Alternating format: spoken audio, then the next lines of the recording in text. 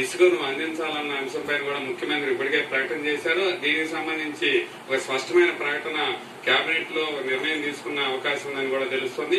ఈ అంశాలన్నీ కూడా సమావేశం ముగిసిన తర్వాత మీడియాకి వివరించే అవకాశం ఉంది. అట్లాగే ఇప్పటి వరకు సాగునీటి అంశాలు అనేక ప్రాజెక్టుల్లో మరమ్మతు నిర్వహణ లోపాలు వల్ల ఎదురైన ఇబ్బందుల్ని భవిష్యత్తులో వాటన్నింటినీ కూడా సరైన విధానంలో మరమ్మతులు చేయడం, గేట్ల అమరక నుంచి నదీ కరకట్టల్లో ఇబ్బందులు ఉన్న చోట్ల, బలహీనంగా ఉన్న చోట్ల వాటిని పటిష్టపరచడంతో పాటు సాగునీటి రంగంలో ఎదురైన ఇబ్బందులన్నింటినీ కూడా ఈ మధ్య కాలంలో ఎదురైన అంశాలతో పాటు భవిష్యత్తులో తీసుకోవాల్సిన అంశాలన్నింటినీ కూడా చర్చించినట్టు తెలుస్తోంది. మరి కాసేపట్లో ఈ అంశాలన్నింటికి సంబంధించి కేబినెట్ తీసుకున్న నిర్ణయాలను మీడియాకు వివరించే అవకాశం ఉంది. ప్రస్తుతం మాత్రం ఇంకా సుదీర్ఘంగా కొనసాగుతుంది. ఇప్పటికి 3 గంటలుగా కేబినెట్ మంత్రి సమావేశమై వివిధ అంశాలపై కూడా చర్చిస్తున్నట్టు తెలుస్తుంది. అట్లాగే 100